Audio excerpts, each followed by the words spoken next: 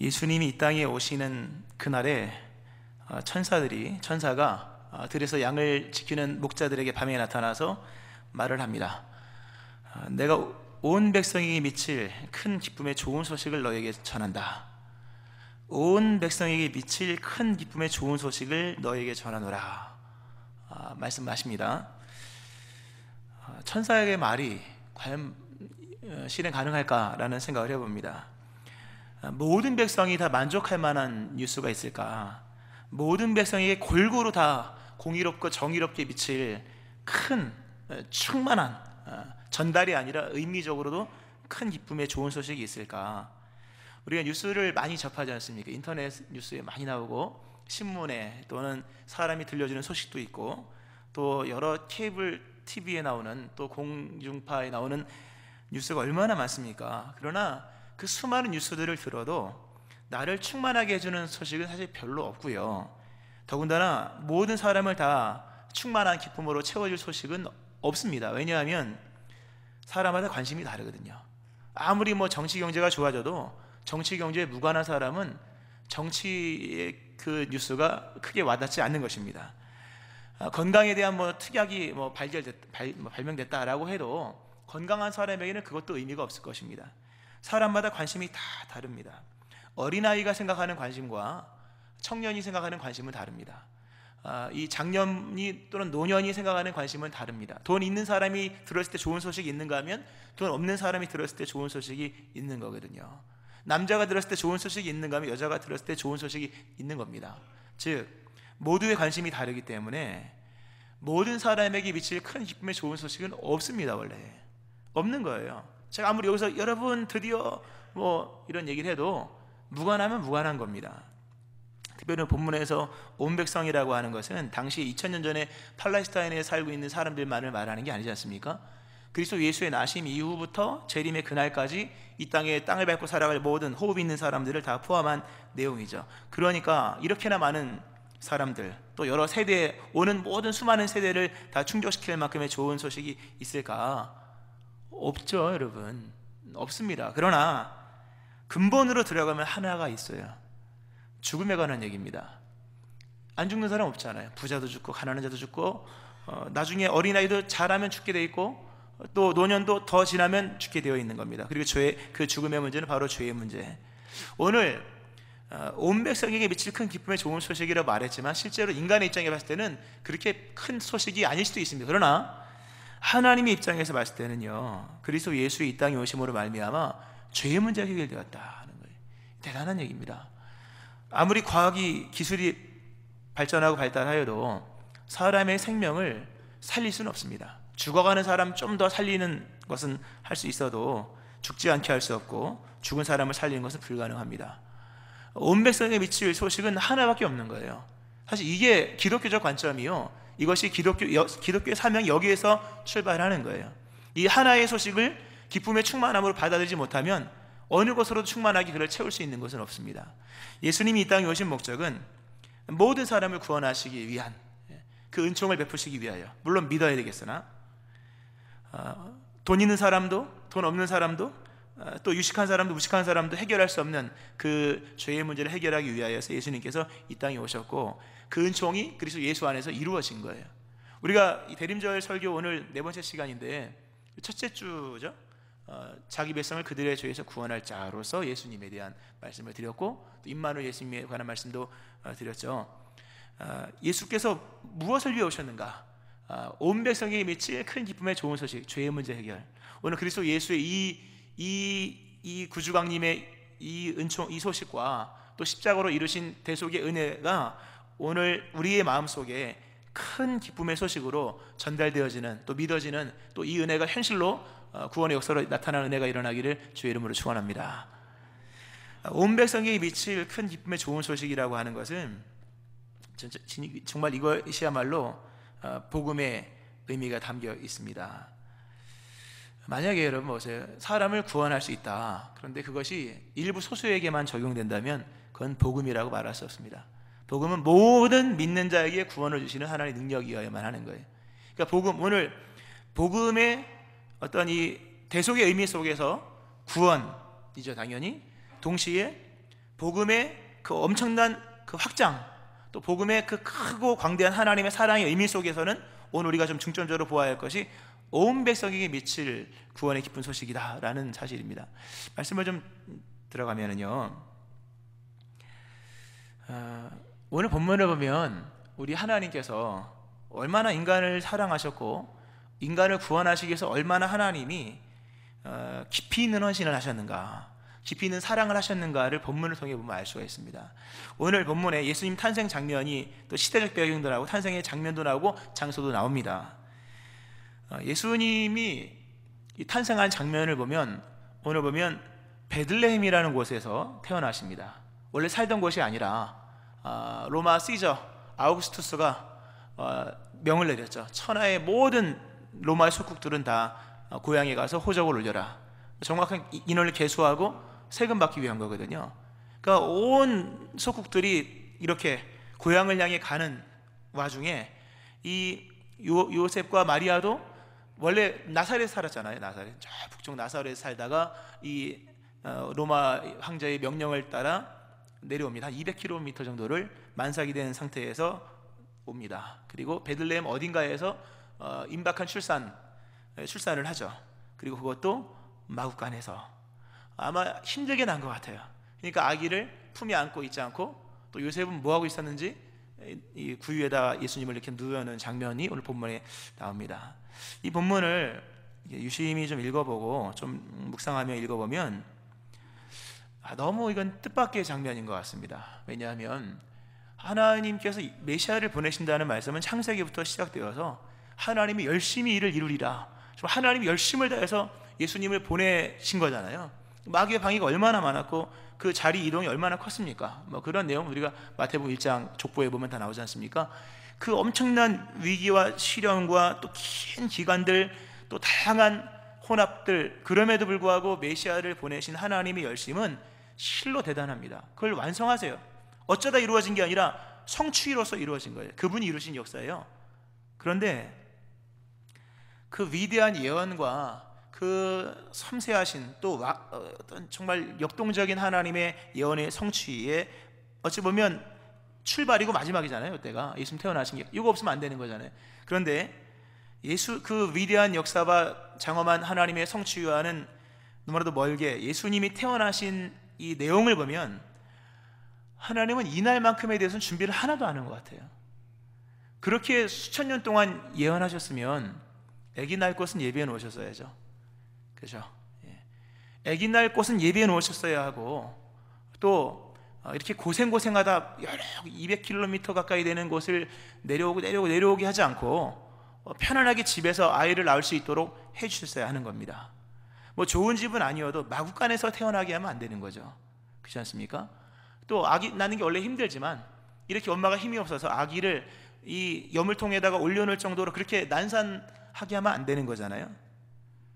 이 말씀을 이렇게 예수님 탄생에 관한 이 말씀을 구약의 예언과 비추어서 보면 정말 하나님은 자신의 아들을 이 땅에 보내실 때, 로마서 8장 32절 말씀 그대로 자기 아들을 아끼지 아니하셨다라는 말씀이 생각이 납니다.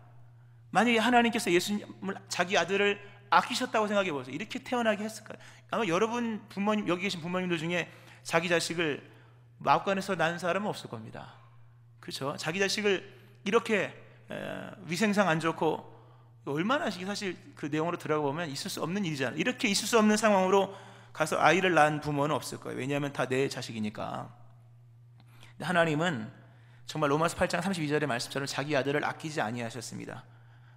고향도 아닌 낯선 타지에서, 그것도 마구간에서, 그것도 소여물통 위에 예수님을 얹혀놓는 것을 봤을 때 실로 로마서 또 성경 전체가 말씀해주고 있는 자기 아들을 아끼지 아니하셨다라는 부분은 우리가 깊이 돌아봐야 될 진리의 말씀입니다. 하나님은 요한일서에 보면 사랑이시다. 성경에서 하나님 사랑이다라고 얘기하죠. 사랑은 눈에 보이지 않습니다. 그러나 사랑은 확인할 수가 있어요. 눈에 보이지 않는 사랑을 확인할 수 있는 그 방법 여러 가지가 있겠지만 우리가 지난 시간에 그런 얘기했죠. 이름을 불러보면 안다. 내가 그를 사랑하는지 안 사랑하는지. 이름을 불렀을 때 느낌이 좋고 마음에 짠한 게 있으면 사랑하는 것이요, 이름을 백날 불러도 입만 아프다, 그러면 이제 사랑이 아닌 건데, 그런 것으로 우리가 이제 뭐 적용해 볼 수 있겠죠. 집에 가서 한번 부인의 이름 불러보세요. 어떤지. 서로 아마 피곤할 수도 있을 겁니다만, 사랑은 이것으로 확인할 수, 본문에서 확인할 수 있는 것은, 내가 누군가를 사랑하면서 무언가를 줄 때에 아까우면 사랑이 아닌 거예요.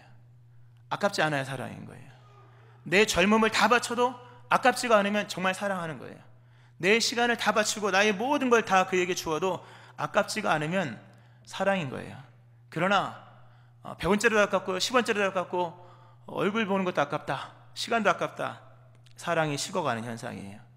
아깝지 않으면 사랑이 충만한 거예요. 창세기 22장에서 우리 하나님께서 아브라함에게 아들을 번제로 바치라 하십니다. 그 번제로 바치는 걸 통해서 하나님께서 하나님을 향한 인간의 사랑, 즉 경외, 하나님을 경외하는 것을 안다고 말씀하시면서 이렇게 말씀하셨죠. 아브라함이 아들을 번제로 바치려 했을 때, 네가 네 아들 독자까지도 내게 아끼지 아니하였으니 내가 이제야 네가 하나님을 경외하는 줄을 아노라. 네가 뭐 여러 헌신도 하고 충성도 봉사도 했지만 나는 네가 너의 아들도 아끼지 않은 걸 봐서 드디어 네가 나를 경외하는 줄을, 네가 나를 사랑하는 줄을 내가 알았다라고 말씀하십니다. 아끼는가 아끼지 않는가는 사랑을 확인하는 척도입니다. 사랑하면 아깝지가 않아요. 충만한 사랑에는요 아쉬운 게 없습니다. 내 인생 전체를 다 주어도 아깝지가 않은 거예요.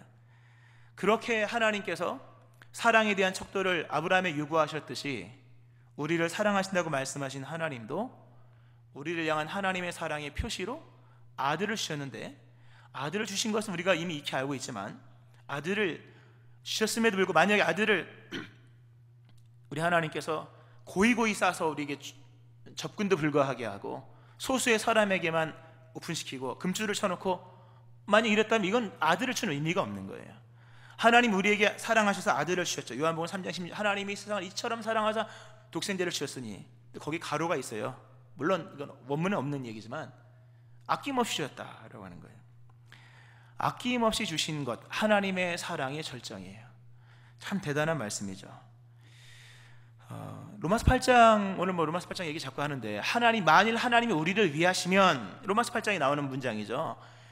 우리를 위한 하나님의 위하심이 뭐냐? 아들을 아낌없이 주었다라는 사실입니다.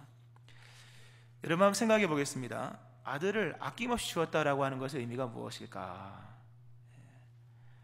아낌없이 주었다고 하는 것은 완전한 개방을 말하는 겁니다. 기독교가 무엇인지를 얘기하는 거예요. 기독교, 예수 그리스도의 복음의 특징은 완전한 개방이에요. 개방은 뭡니까? 오픈한다는 거예요. 개방성이라고 하는 것은 다른 말로 말하면 출입 자격과 같은 겁니다. 얼마만큼 개방의 수위를 낮추느냐에 따라서 그 문턱이 높으냐 낮으냐의 얘기예요. 얼마만큼 개방하느냐에 따라서 출입할 수 있는 사람들의 자격이 달라지는 거죠. 여기 뭐 서울대 나오신 분이 있는지 모르겠습니다만 서울대 차로 들어가긴 쉽더라고요. 옛날에 가보니까 차로 쑥 들어가면 돼요. 근데 성적으로 들어가려면요 보통 어려운 게 아니에요. 가문의 영광이죠. 들어가면. 왜 그렇게 어렵습니까? 개방을 많이 안 하는 거예요. 아주 소수의 엘리트만 들어갈 수 있도록 그렇게 개방을 안 한 거죠. 그러니까 자격이 어려운 거예요. 개방성이라고 하는 것은 그 자격을 의미한다는 겁니다. 우리 예수님께서, 우리 하나님께서 왜 예수 그리스도를 이렇게 아낌없이 그냥 버리시듯이 우리에게 주셨을까? 이거 완전한 개방이에요. 누구든지 예수를 믿으면 구원 얻는다. 근데 만약에 거기에 조건을 달아보세요. 개방을 좀만 높여보세요. 그러면 걸려 넘어질 사람 엄청나게 많을 겁니다. 우리 하나님 이렇게 아들을 정말 아낌없이 보내셨잖아요. 말구유에 마구간에서 태어나게 하신 것은 개방의 수위를 없앤 거예요. 완전한 개방. 그래서 출입 가능한 자격을 100% 오픈하셨다는 사실입니다. 오늘 본문 말씀에 보면 이 목자들에게 한 얘기입니다. 너희를 위하여 구주가 나셨다. 내가 온 백성에게 빛을 얼마나 오픈했을까? 근데 너희를 위하여, 온 백성에게 미칠 큰 기쁨의 소식이라는 걸 내가 증거해 주면, 너희를 위하여 구주가 나신 것이, 너희는 누구냐? 목자들이에요. 설명을 이제 간단하게 드려보면, 예수님 태어나신 당시에 이스라엘 민족의 그 희망, 나라의 국가의 재건이었습니다. 비록 본토의 땅에 들어와서 민족을 이루고 살고 있었으나 주권이 없었고 왕을 세우지 못했습니다. 헤롯은 유대인의 혈통이 아니죠. 에서의 혈통이고 그리고 다윗 후예도 아니고 로마에 의해서 세워진 분봉왕이라는 거죠. 이때 나라 회복을 위해서 믿음 있는 사람들은 다 하나같이 신앙을 강화시켜서 이 나라를 회복할 수 있는 분은 하나님밖에 없다. 우리가 하나님께로 돌아가자. 그 종교를 강화시킵니다. 구약을 보강합니다. 유대 기독교죠. 이 수위를 굉장히 높여놓습니다. 철저하게, 완벽하게 하나님을 섬겨야 된다. 그러다 보니까 여러분 보세요. 뭔가 강화시키면 들어오지 못하는 사람이 있어요. 뭐 강화시키는 건 좋지만 지나치게 강화를 시키면 거기에 들지 못하는 사람이 있는 거예요. 이 당시에 그래서 이 신앙을 순도를 높이고 더욱더 하나님에 향한 믿음을 강화시키기 위하여서 병자들은 다 소경, 안진뱅이, 나병 환자 다 쳐낸 거예요. 니네들은 들어오면 안 된다. 게다가 세리, 창기, 목자들, 냄새나는 목자들, 니네까지 들어오면 안 된다. 니네는 이스라엘이 아니다. 니네는 들어오면, 니네는 나중에 니네 들어오면 우리는 영원토록 하나님 앞에 성결함을 얻을 수 없다. 이게 이 당시의 신앙의 이 모습이었다는 거죠.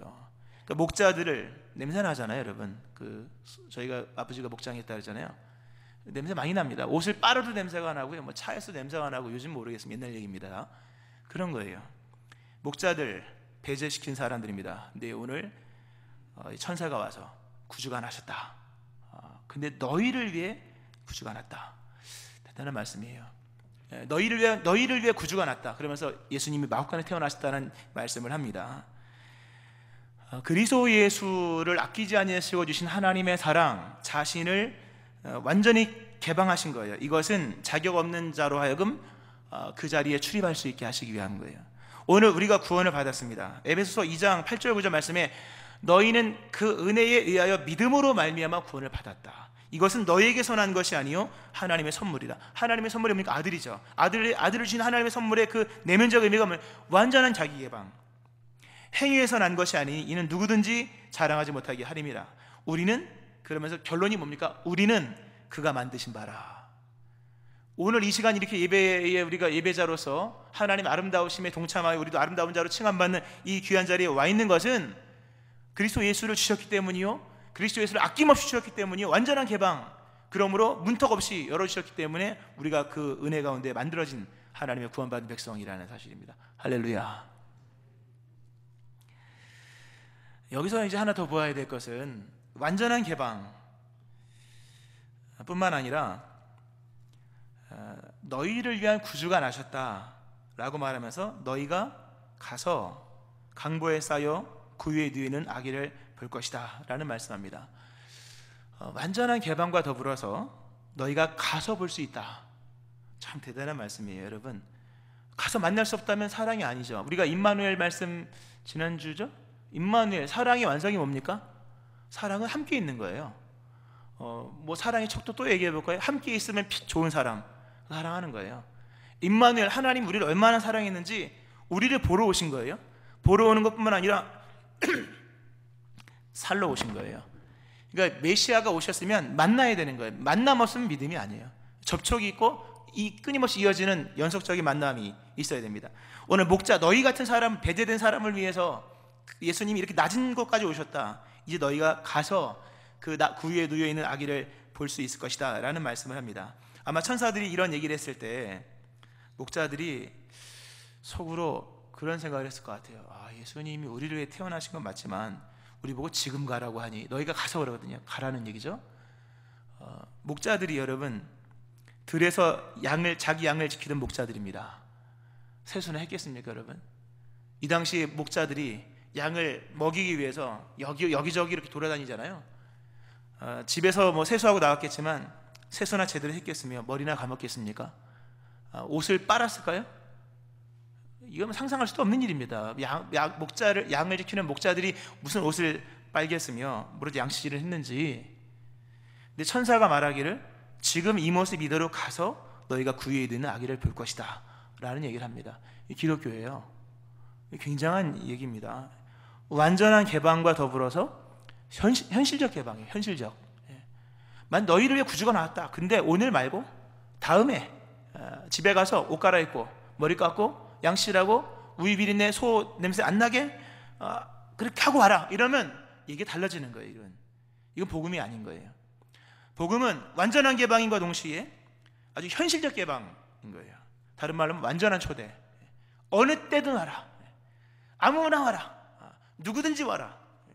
이사야 55장 1절에 그리스도 예수 안에서 주어진 하나님의 완전한 초대가 어떤지가 나옵니다. 이렇게 나오죠. 오호라 너희 모든 목마른 자들아 물러나오라. 돈 없는 자도 오라. 너희는 와서 사 먹되 돈 없이 값없이 와서 포도주와 젖을 사라.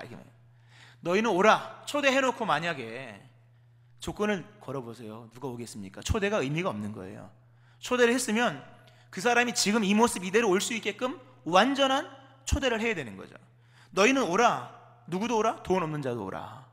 돈 있으면 와라. 이거는 초대가 아닌 거예요, 여러분. 진정한 초대는 돈이 없어도 와라. 와서 사 먹되 값 없이 사 먹어라. 이게 공짜는 아니다. 알고는 먹어라. 공짜는 아니다. 비싼 거다. 그러나 와서 돈 없이 값 없이 와서 포도 젖을 가져가라 라는 거예요. 그리스도 예수 안에서 우리에게 주어진 그 하나님의 사랑, 완전한 개방인과 동시에 완벽한 초대예요. 지금 이 시간 이 모습 이대로 예수님께 나가도 예수님께서 기뻐 맞이하시는 줄로 믿으시기 바랍니다. 우리에게 그리스도 예수로 말미암아 주어진 은혜의 그 보좌로 이르는 길은 어느 때든 달려갈 수 있는 그 담대함으로 갈 수 있는 때를 따라 궁휼하심을 입고 나갈 수 있는 길이라고 하는 거죠. 참 우리 하나님의 이 성탄에 담겨 있는 이 하나님의 사랑, 그리스도 예수의 구원의 은총의 의미는 실로 깊어요. 크다라는 의미도 포함해 실로 깊습니다. 이후에 그리스도 예수의 십자가의 은혜로 주어진 펼쳐지는 복음의 세계가 어떤지가 이미 구유에 누에 있는 악이라고 하는 이 짧은 문장 속에서 다 표현됩니다. 그리고 이거에 대한 현실적인 펼쳐짐이 사도행전이죠. 또 누가복음에도 나와 있고, 수많은 낮은 자리에 있는 사람이 완전한 개방으로 인하여서 예수님께 막 다가가잖아요. 예수님께 가서 고침도 받고 나음도 있고, 또 이방인으로 취급받았던 고넬료와 사마리아 또 로마까지 복음 펼쳐지는 것이 가능했던 것은 그리스도 예수가 이렇게 완전한 개방과 완전한 초대를 하셨기 때문이에요. 오늘도 마찬가지예요. 완전한 개방, 여러분을 위한, 그리고 지금도 이 모습 이대로 갈 수 있도록 완전한 초대. 너희가 이 모습 이대로 머리도 안 감고, 가령 머리는 감고 오셔야겠죠. 머리도 안 감고 있는 모습 그대로 와도 되는 완전한 초대. 자, 근데 우리가 여기서 여러분 여기서 좀 이렇게 성숙한 신앙이라고 하는 것은 하나님을 좀 생각할 수 있으면 성숙한 거지 않습니까? 완전한 개방, 완전한 초대, 이게 사랑인데, 이 사랑을 행하시기 위하여 우리 하나님이 겪으셔야만 했던 그 아픔과 또 그 사랑을 완성하신 그리스도 예수의 고난이 어떠한지를 알아야겠죠. 몰트만이라는 신학자가 성탄을 하나님의 아픔의 표현이다 라는 말을 썼는데 딱 맞는 표현이에요. 요한복음 3장 16절에 하나님이 세상을 이처럼 사랑하사 독생자를 주셨으니 이는 그를 믿는 자마다 멸망하지 않고 영생을 얻게 하려 하심이라. 믿는 자마다 독생자를 주셨다라고 하는 뜻은 자발적으로 내어주셨다. 하나님이 자발적으로 내어주신 거예요. 또 하나 로마서 8장 32절 자기 아들을 아끼지 아니하시고 우리 모든 사람을 위하여 내어주신 이가, 내어주셨다고 하는 뜻은 넘겨주다는 뜻이에요. 더 적극적 표현이에요. 우리 하나님이 우리에게 아들을 주셨는데 정말 아끼지 않고 주신 거예요. 아끼지 않고 자발적으로 주셨을 뿐만 아니라 얼마나 아끼지 아니하셨는지 넘겨준 거예요. 주도권을 넘겨줬다는 얘기입니다. 얼마나 이게 여러분 위험한 얘기인가를 생각을 해보세요. 만약에 여러분이 여러분 자신을 누군가에게 그대로 그냥 넘겨준다, 잘 알지도 못하는 다수의 사람에게, 오거리나 육거리나 아니면 서울 광화문이나 뭐 어디 서울역이나 사람 많은 데 가서 나를 원하는 대로 가져가십시오 라고 해보세요. 여러분, 끝나는 거예요. 다행히도 우리 부모님이 나를 발견할 때 먼저 데려가겠지만 나쁜 사람 만나보세요. 여러분, 팔려가는 거예요. 아니면 뭐 죽임을 당할 수 있고 더 끔찍한 일을 당할 수도 있다는 거예요. 완전한 개방이라고 하는 것이 얼마나 이게 위험한 얘기입니까? 완전한 초대. 여러분, 집문을 아무한테나 열어주면 안 되잖아요. 집에 있는 비밀번호는 딱 가족만 알잖아요. 그렇죠? 가족만 알고 아무도 모르잖아요. 시어머니도 모르고 친정어머니도 모르고 아무한테나 개방해주면 안 되는 거잖아요. 물론 가까운 사람한테 알려줄 수도 있겠지만 그 위험한 얘기입니다. 예수님의 십자가의 의미가 뭡니까? 끝까지 개방하셨다는 거예요. 그래서 예수님이 십자가의 고난을 겪으신 거예요. 오늘 본문에 우리 하나님께서 예수님을 아낌없이 개방하시고 우리에게 초대하시기 위하여 행하신 이 모습, 바로 그렇게 하자마자 예수님이 태어난 거, 만삭인 여인이 갈 곳이 없어, 사관에 머물 곳이 아무리 없다 할지라도 마구간으로 가면 안 되는 거지 않습니까? 아기를 낳는데 마구간에서 낳는, 이건 말도 안 되는 얘기입니다. 이거는 최악의 타락, 인간의 최악의 타락, 도덕적 타락, 몰상식의 사건이 인간의 파괴예요. 이거는 앞으로 예수님께서 자신을 우리에게 완전히 개방하심으로 예수님이 겪으셔야 할 고난을 얘기해주는 시작에 불과한 거예요. 십자가는 개방의 완성인 거예요. 어찌 보면 개방의 최후의 결과이기도 하고요. 기독교의 복음이라고 하는 것은 자기 아들을 아끼지 아니하시고 우리 모든 사람을 내어주셨다는 이 지점에서 복음이 시작되는 거예요. 그리고 완전한 개방으로 인해서 십자가를 지시게 되었다는 것, 예수 그리스도의 패배 같은 거잖아요. 그리고 부활 일어나는 거죠. 이 완전한 개방으로 우리를 그렇게 사랑하신 거지 않습니까? 그러니 얼마나 예수님 힘드셨겠습니까? 얼마나 이 구원이라는 게 어려웠겠습니까? 그 은혜를 인하여, 그 은혜를 인하여라고 하는 거를 그냥 낭만적으로 생각하면 안 되는 거예요. 엄청난 희생과 또 그리스도 예수의 다짐이 있는 거예요. 나를 누군가에 오픈하는 것은 이거는 자살행위와 다름없는 거예요. 그러나 그 일을 예수님께서 끝내 이루심으로 다 이루었다 하시지 않습니까? 할렐루야. 말씀을 좀 정리하면서요, 우리 예수님께서 천국을 비유하시면서 때때로 초대, 신랑 신부 그 결혼의 초대, 또 왕의 잔치의 초대, 이런 초대로 얘기를 합니다. 그러면서 예복을 입지 않은 사람을 내쫓거나 또는 초대하였는데도 안 오는 사람들을 심판하시는 내용이 나옵니다. 조금 전까지 성탄에 대한 개념을 완전한 개방, 또 완전한 초대, 또는 현실적 초대라는 다른 키워드를 가지고 말씀을 드렸습니다. 왜 완전히 개방하셨을까요? 왜 완전히 초대하셨을까요? 왜 현실적 개방을 하셨을까요? 한 가지예요. 오라는 거예요. 오라는 것. 이 성탄에 담겨있는 그 소리 없는 메시지를 읽을 수 있어야 돼요. 그냥 사건의 기술, 환경의 역사적 배경 서술이 아니라는 거죠. 이거는 엄청나게 큰 메시지, 우리에게 오라는 거예요. 초대하시는 거예요. 왕의 초대예요. 이 들은 바 말씀이 우리의 삶에 유익이 되기 위해서는요, 그걸 신앙화시켜야 됩니다. 내 것으로 시켜야 돼요. 나의 사건 되게 하셔야 돼요. 그러기 위해서는 만나야 돼요. 오늘 천사가 목자들에게 너희를 위하여 구주가 났다, 그리스도 주시라, 그러면서 쭉 얘기를 해줍니다. 강보에서 그의 아기를 보니 이것이 성탄의 표적이다, 너희 표적이다.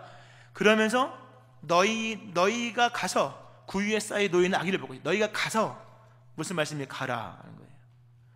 그리스도 예수께서 오셨습니다. 오셨지만 응답이 있어야 돼요. 가야 합니다. 오늘 천사가 목자들에게 얘기를 하는데 구유에 쌓여 있는 아기를 볼 것이다. 정작 그럼에도 불구하고 주소를 알려주지 않잖아요. 이 참 중요한 얘기예요. 예수님이 뭐 아무의 집에 태어났다, 또는 아무의 여관에서 태어났다, 여관 마구간, 이런 얘기를 하지 않고 베들레헴에 태어났다는 정도까지만 얘기해 줍니다. 그리고 너희가 가서 볼 것이다. 무슨 얘기입니까? 찾으라는 거예요. 너무나 중요한 얘기예요. 찾으라. 너희 인격과 시간과 힘을 동반하여. 그리고 그것이 믿음인 거예요. 우리가 찾지 않는 사람들이라는 주제로 오후 예배, 첫째 주 오후 예배 때 아마 설교했을 겁니다. 믿음은 찾는 거예요. 찾으라 찾을 것이요, 두드리라 열릴 것이라, 구하는 이가 얻을 것이다. 우리 예수님 이 땅에 오셨습니다. 완전한 개방. 찾으면 찾을 수가 있어요. 아마 분명히 이 목자들이 아마 베들레헴에 온 집안 다 뒤지고 다녔을 겁니다.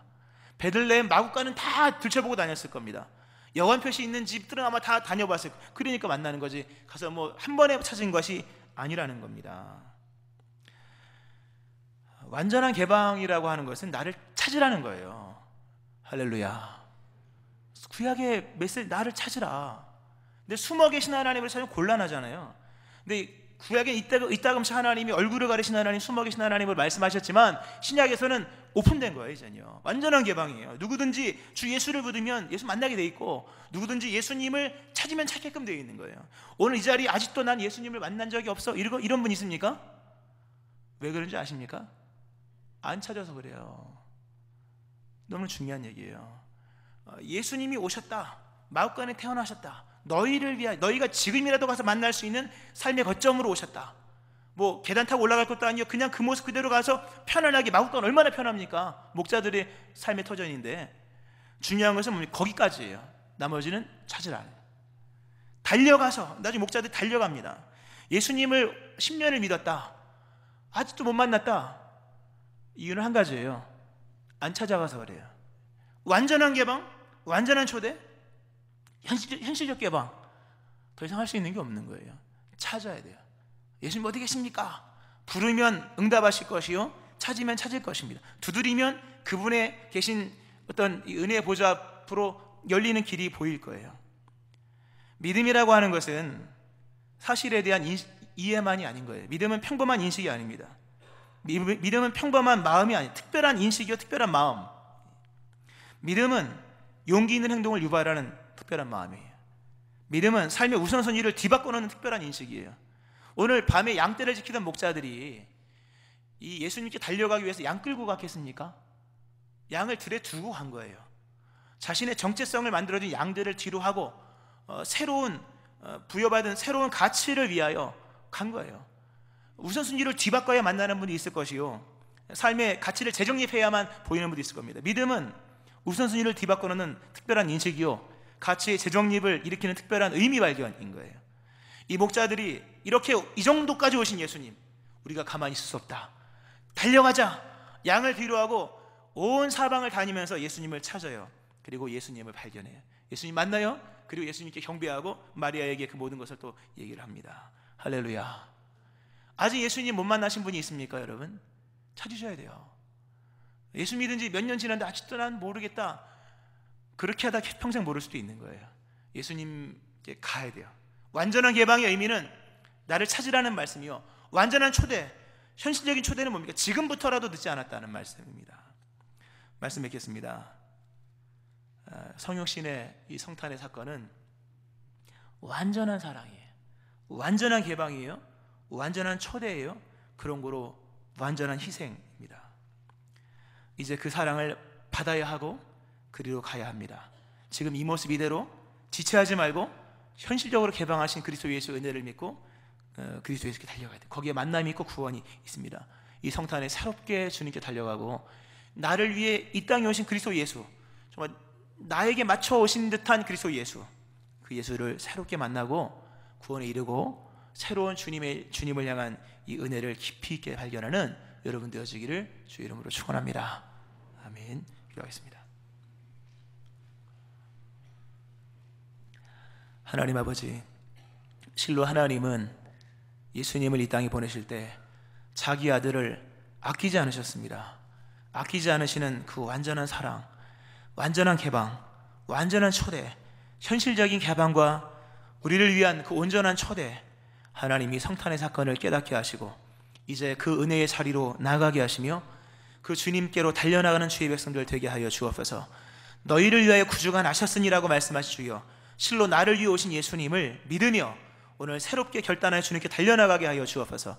주님을 만나게 하시고 구원받게 하시고 이미 구원받은 사람이라면 이 하나님의 크신 은총에 다시금 감격하게 하여 주옵소서.